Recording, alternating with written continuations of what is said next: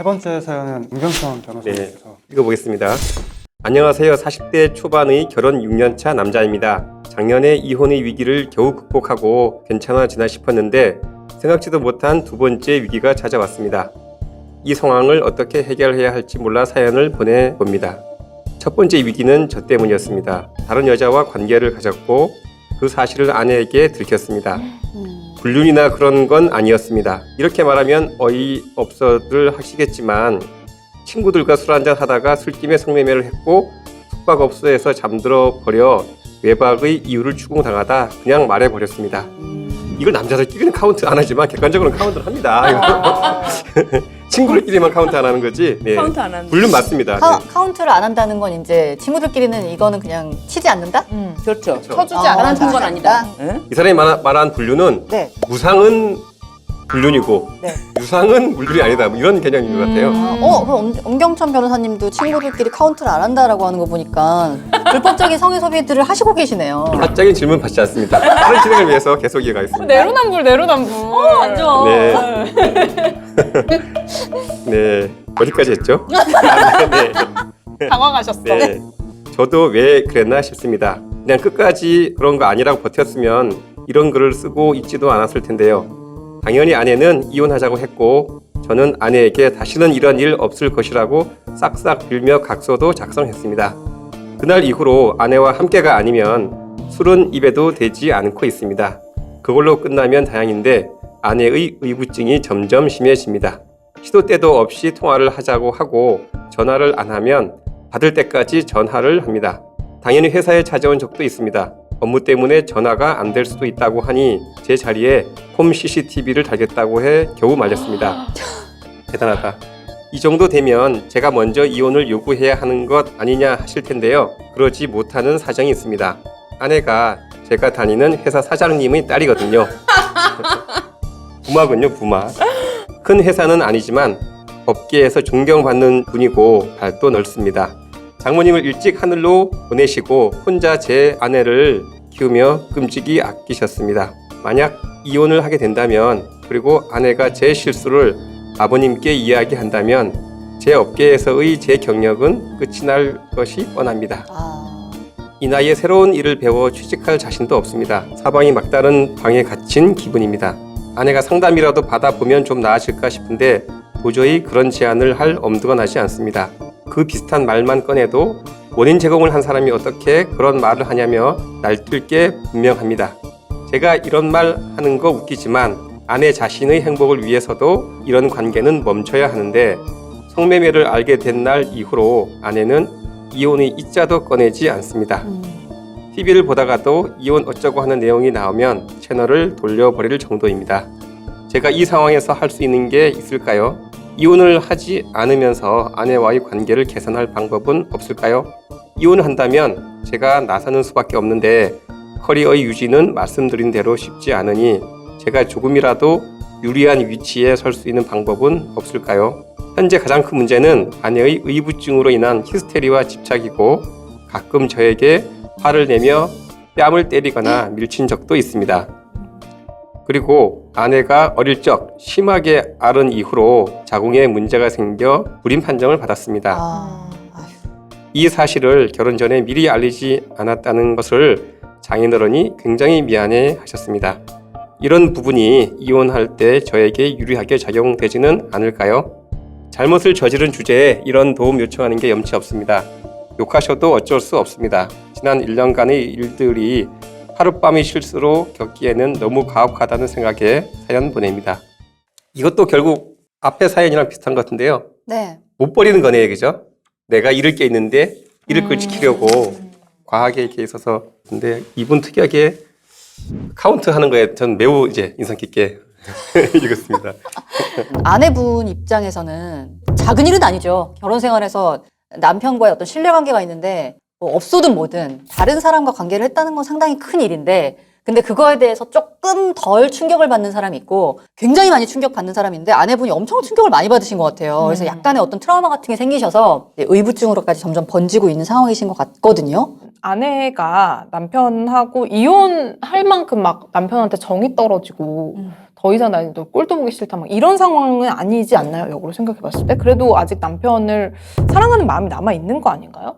그 아내분의 마음을 정확하게 알 수 없지만 아내는 어떤 식으로든지 간에 본인이 원하지 않는 시기에 자기가 버려지는 상황을 만들지 않고 싶은 마음도 있는 거예요. 여자들이 그런 경우 있잖아요. 남자가 분명히 잘못을 했는데도 불구하고 그것 때문에 헤어질 때 본인이 버려준다고 생각되는 그런 기분 때문에 헤어짐을 선택하지 않고 계속 그 관계에 집착하는 경우가 있어요. 사실 이 여자분이 정확하게 그런 관계인 것 같아서 저는 좀 이혼을 전혀 고려하지 않고 있다.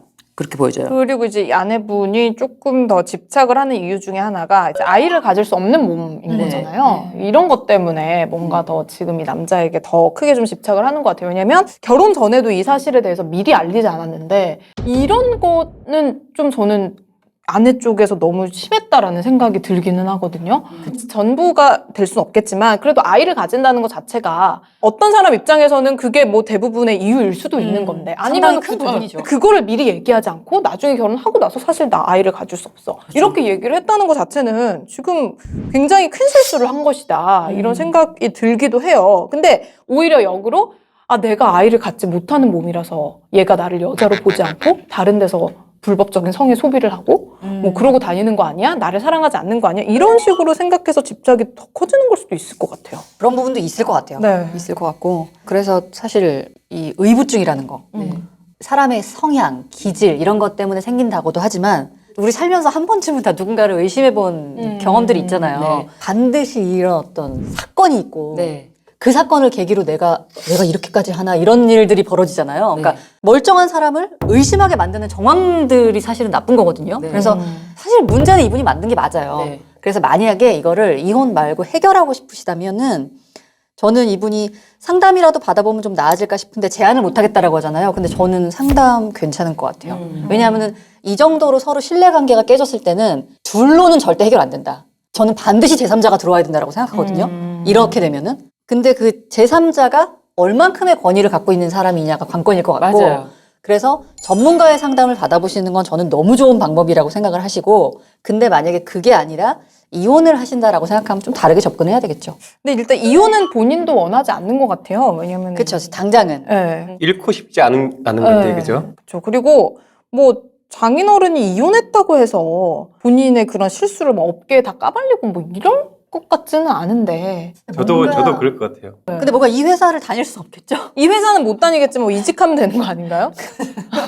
그렇죠. 사실 뭐 아내하고 이혼했으면 이 회사를 계속 그러니까. 다닌다는 것 자체도 좀 이상하고. 그러니까 오늘 사회는 전반적으로 나는 하나도 잃고 싶지 않아. 그렇지만 이런 불편함이 있어. 이런 걸 호소하는 분들이 많네요. 약간 좀 그런 게 있네요. 근데 저는 한편 다른 생각이에요. 이 장인어른이 내 딸에게 상처를 준 남자, 그리고 내가 그렇게 신뢰해서 어떻게 보면은 내가 이뤄낸 전 재산을 너에게 줄 건데 너가 내 딸에게 상처를 주고 혼인 생활을 깨고 내 딸을 어떻게 보면은 이혼녀로 만들었어라고 할 때 그 정말 그 분노를 이 사람은 예측하고 있는 거지. 이 장인어른 성격이 지금 아직까지 드러나지 않았지만 이 아내분 성격 보통이 아니잖아요. 이 보통이 아닌 여자가 자기를 가만두지 않을 것이다. 박살을 낼 것이다. 정말 무엇을 동원해서도 박살을 낼 것이고 그게 자신의 아버지라면 아버지를 움직여서라도 박살을 낼 것이다라는 걸 이 사람 예측하고 있는 것 같아요. 이분은 너무 대수롭지 않게 불륜이나 그런 게 아니고 하룻밤 이게 문제야. 이게 문제고 아내분도 이분이 그렇게 생각하는 걸 알아요. 그러니까는 내가 큰 잘못을 저지른 게 아닌데 아내가 너무 나에게 가혹하게 한다라고 생각하기 때문에 서로 거기서 간을 보면서 내가 죽죄를 줬나? 라고 하는 그렇게 하니까 반성하지 않는 것 같은 게 더 들어가는 거야. 제약이. 그러니까 그때 납작 엎드려서 내가 죽을 죄를 줬구나라고 했으면은 오히려 신뢰관계를 회복하기 위해서 그때 많은 노력을 했어야 되는데 아니 내가 불륜을 저지른 것도 아니고 그런 것도 아니란 말이지. 근데 내가 왜 이렇게까지? 이 마인드가 서로 간을 점점 멀게 했다. 그래서 제가 봤을 땐 그래요. 이게 혼인 관계를 유지하고 싶은 분들은 뭔가 내가 그렇게 죽을 죄를 졌나라고 생각하지 말아라. 의문을 갖지 말고 상대방이 화가 났으면 정말 내가 죽을 죄를 저지른 것처럼 잘못을 미안하다고 하면은 그러면은 이렇게 커지지 않는다고 저는 생각이 들거든요. 이 사연 주신 분이 내가 알고 있는 다수 견해는 네. 유상 소비는 불륜이 아니고 안 돼. 무상 소비만 안 돼, 불륜인 안 돼. 걸로 알고 있다. 네. 이렇게 말한 것 같아요. 그죠? 그렇지만 그런 일부 견해가 있는 것 같지만 나는 견해가 이거 다르다. 아무것도 아니야 막 이렇게. 그렇게 말을 했을 것 같아요, 그죠? 정말 싹싹 빌고 본인 정말 막 각서도 쓰고 별걸 다 했다 이거야. 근데 그 마음 있잖아요. 이거는 불륜도 아니잖아. 이 카운팅 안 하는 그 애초에 깔려있는 그 마음. 애초에 그 마음을 지울 수는 없잖아요. 되돌리기는 어려울 것 같아요. 저는. 그쵸. 저는 진짜 이 사건은 이혼하셔야 된다. 네, 저는 그렇게 봐요. 이 사건 이혼하셔야 돼요. 이분은 혼인관계 해소가 유일한 방법인 것 같아요. 두 분 진짜요? 다를 네. 위해서.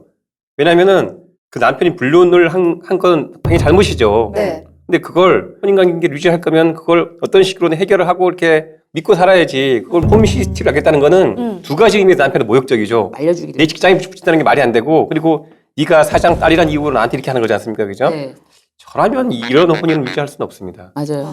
이분이 이제 이 같은 업계지만 다른 회사에 취직하려고 할 때 네. 다들 내 전 장인어른의 친구들이나 뭐 어떤 그런 연 네트워크일 거 아니에요? 이 친구를 받아주면 안 된다는 어떤 암묵적인 룰이 생성돼 있을 수 있잖아요. 아, 근데 제가 실제 이런 비슷한 사례 봤는데요. 네. 출판 업계에 종사하던 분이었는데, 의뢰인도 그렇고, 상간이라고 해야 되나? 하여튼 그 외도로 한 그 여자의 남편도 그렇고, 네. 다 업계 사람이었어요. 아. 그러니까 그 정도 사이즈 업계면은 그렇게 할 수 있는 것 같더라고요. 너 책 이쪽으로 뭐 주지 마. 이런 식으로 해서 이제 그 업계 더 이상 이제 일을 할 수 없게 되는 상황 같은데, 그러니까 그 정도 사이즈면 이렇게 못하고 이분이 종사하는 업계가 약간 작은 사이즈의 뭐 시장인 것 같아요. 그죠? 뭐 그렇게 해서 이 업계에 발을 못 디디면 떠나야죠.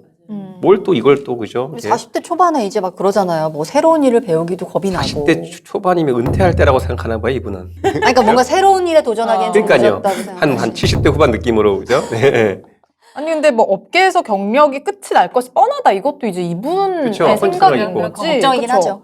사실 업계에서 존경받는 분이고 발도 넓으신 분이 역으로 자기 딸이랑 이혼했다는 이유 하나로 너 걔 채용하면 진짜 죽어? 막 이러고 다니면 그쵸. 오히려 그 사람이 이상한 아니 거 아니야? 그러진 않겠지만 네. 뭔가 그럴 것 같아요. 왠지 되게 이렇게 비슷한 업계 그럼 내 머리 까발리면 되죠. 전 거기 사위라고.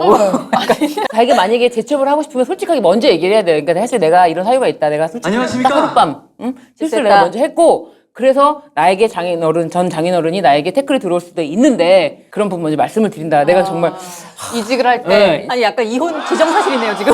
이혼하셔야 돼요 이분은. 우리 오늘 사후 얘기를 하고 있네요. 아, 저는 이걸 이제 뭐 이혼하기 전에 나 이런 식으로 하면 혼인관계를 유지할 수는 없다. 내가 잘못 맞다. 맞는데 우리 계속 혼인관계를 유지하려면 이런 노력도 하고 해야 될 거 아니냐. 내가 장인한테 가서 먼저 얘기를 하겠다. 저 같으면 찾아가서 얘기할 것 같아요. 이 사실을? 네. 장인어른한테? 아 굳이요? 아니, 이혼하기 전이니까 뭘 못하겠어요, 그죠? 아니, 그러니까 말하겠다고 아내한테 얘기하는 거죠. 이게 계속 뭐 홈 CCTV 달고 전화해서 안 받고 그러면 맨날 뺨 때리고 뭐 하면은 나는 못 사침, 그죠? 장인어른한테 뺨 맞는 거 아니 그러니까 아내한테 내가 더 이상 혼인관계 유지할 수 없지 않겠느냐. 뭐 이혼을 선언하고 장인어른한테도 먼저 말씀드리겠다. 근데 저는 느낌에 네. 이렇게 하시면은 아내분이 더 큰 상처 속으로 빠져들 것 같다는 느낌이 날뛰겠죠. 들어요. 지금 아내분이 그 사건에 대한 트라우마로 자꾸 의심하면서 그게 깊어지는 단계인 것 같거든요. 그래서 지금 보면은 저는 여기서 되게 마음이 아팠던 게 TV를 보다가도 뭐 이혼 어쩌고 하는 내용만 나오면 그냥 채널을 돌려버린대요. 왜? 자기는 그것만 봐도 그쵸. 너무 가슴이 네, 아픈 거야. 가슴이 피하는 열받는 거예요. 거지. 피가 열도 받겠죠. 근데 피하는 거예요. 예를 들면 진짜 아까 엄 변호사님 말씀하신 것처럼 차라리 아버님을 설득하는 거예요. 따님과의 결혼을 정말 유지하고 싶고 내가 평생 죽을 죄를 졌고 단 한 번 실수를 그렇게 했습니다. 근데 정말 살 수가 없습니다. 그래서 아버님의 첨언을 따르겠습니다. 아버님이 이혼해라라고 하시면 이혼을 뭐 할 수 없고, 아버님 정도의 권위, 그러니까 딸이 정말 전적으로 신뢰하는 자신의 아빠가 살아라, 남자 한 번 그럴 수 있다 얘기해주면 딸이 그나마 이렇게 체념하듯이라도 이제 할 텐데. 아니 근데 갑자기 딸이 우리 아빠도 내 편이 아니었어. 근데 기댈 데가 없잖아. 근데 지금은 자기 혼자 감당하기도 너무 힘들기도 하고, 그래서 그 정도 아빠한테 차라리 얘기하는 게, 이 남자가 혼인을 유지하던 깨던 정말 죽을 죄를 졌습니다, 장인어른. 그래서 살려주십시오. 제가 정말 결혼 계속 유지하고 싶어도 아내가 너무 힘들어한다. 그래서 아니면 아빠가 추천해주는 전문가한테 가든지 뭐 이렇게 해서 아빠가 개입이 되지 않고서는 쉽지가 않다. 안 그러면 이혼할 수밖에 없다. 정말. 아니면은 장인어른을 잘 설득해서 말씀하신 대로 장인어른이 딸에게 좀 얘기를 하는 방법이 일단 1차적으로 가장 쉬운 방법이 아닐까라는 생각이 맞아요. 드는데, 언니 말대로 또 아버지의 말을 또 안 들을 수도 있겠다, 이 정도면. 그쵸. 남편의 뺨을 때리고 뭐 밀치고 막 이런 굉장히 폭력적인 성향까지 나오고 있는 상황이잖아요. 또 만약에 장인어른도 내 편을 대주셨거나 이 혼인을 유지하는데 도움을 주시려고 애를 썼지만 끝내 이 여성분이 막 날뛰고 막 그러면 어쩔 수 없어. 근데 어쩔 수 없다. 네, 진짜 이거. 아니면 의부증이라고 말하지 말고 네. 우리가 지금 내 실수로 인해서 지금 네. 이렇게 됐으니 우리 같이 부부 상담 한번 받아보자라고 그러니까. 해서 이제 그렇게 받는 게 장인어른한테 알리지 않고 해결하는 게 또 가장 좋은 방법이기도 하니까요. 그러니까요. 안 되면 이렇게 하는 거고 그죠? 처음부터. 의부증이라는 말을 꺼낸 순간 또 아내분 맞아, 진짜. 맞아. 그래서 그러면은 마치 아내가 또 비정상인 것 같잖아요. 맞아. 내가 이렇게 된 게 누구 때문인데 또 이렇게 될 수 있기 때문에. 지금 뭐 누가 문제를 일으키고 나서 나한테 뭐 탓을 하고 있어? 막 이럴 수 있기 때문에. 그리고 이제 또 아이를 가질 수 없다는 부분 네. 그 부분에 있어서도 아내가 어떻게 보면은 다른 여성을 보면서 알게 모르게 저 여자는 자기 아이를 낳을 수 있겠지 하는 마음이 있을 거란 말이에요.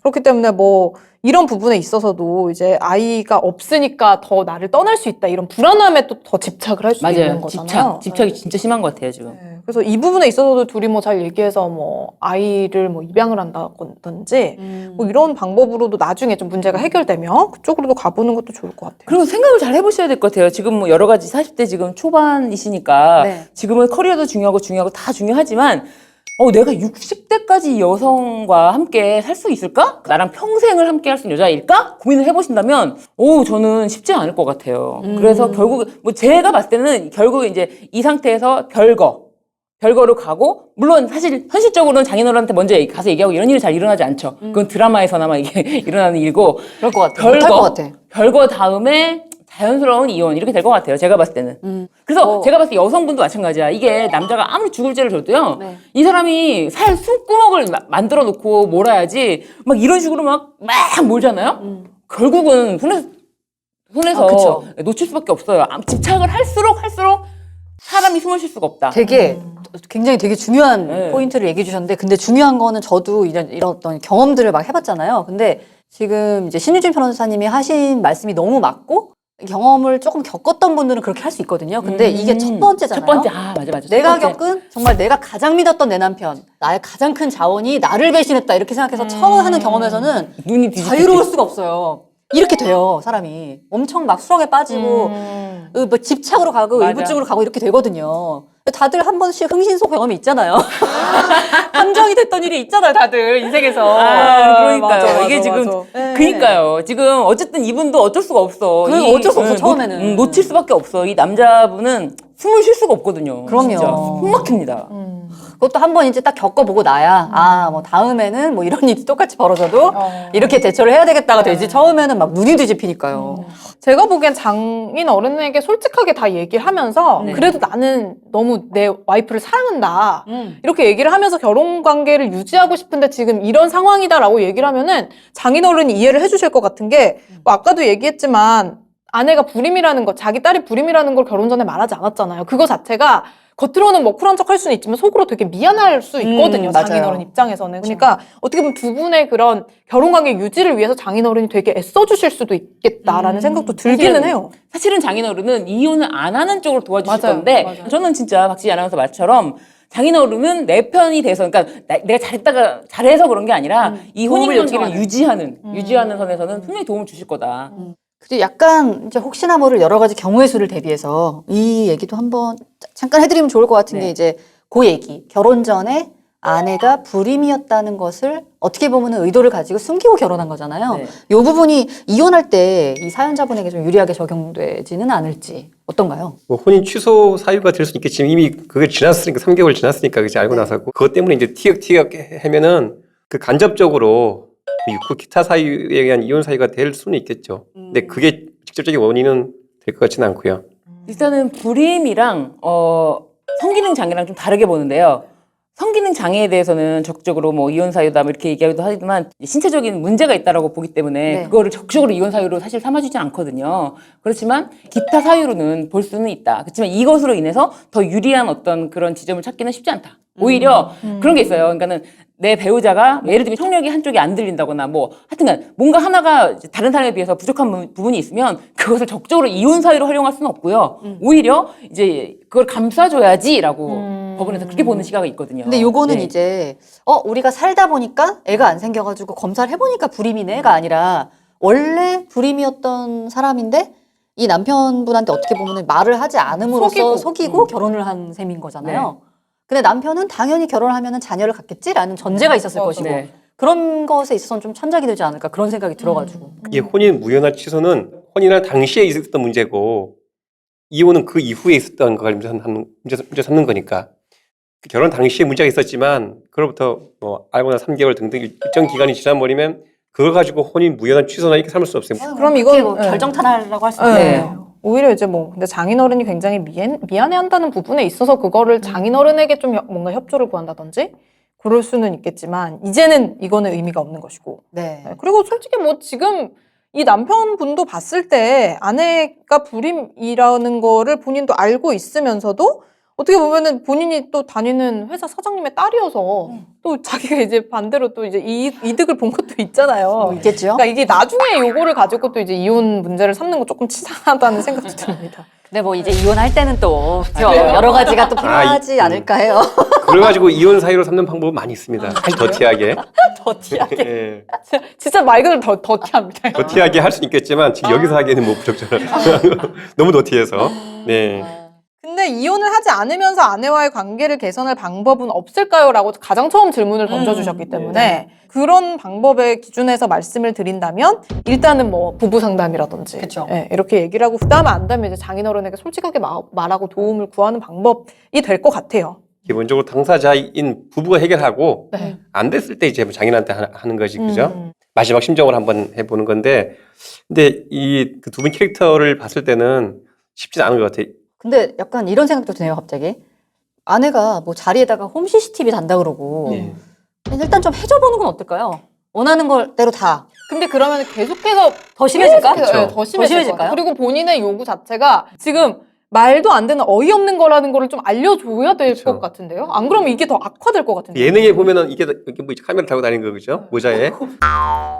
그걸 요구할 수도 있어요, 이 사람. 이 아내는. 24시간. 예. 맞아요. 진짜 이상한 부분까지 다 의심을 할 것 같아서. 어렵네요. 오늘은 약간 갑자기 끝에 마무리에 저 정신과 전문의에 의해 좀 소견이 필요할 것 같은 느낌. 의부증이나 의처증으로 이혼을 하시려는 분들이 많잖아요. 근데 그런 과정에서 뭔가 이거를 이제 치료를 받아서 다시 좀 잘 살고 뭐 이런 케이스도 있긴 있나요?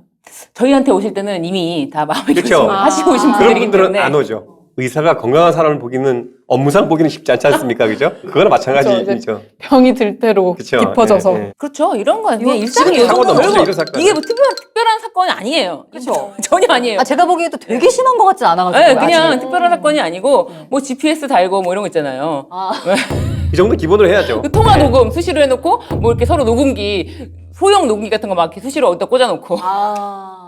지금 아내분도 어딘가 녹음기가 있다거나 녹음기가 아직까지 발견되지 않은 걸 보니까 1년 동안 몰카 막 설치하고. 위치 추적이 당연히 있을 그쵸, 것이고. 위치 추적기, 그러니까요. 그건 뭐 기본으로 해야죠, 네. 이 정도는. 그 네, 차량의 그 앞좌석 운전석 밑에는 항상 점검. 네.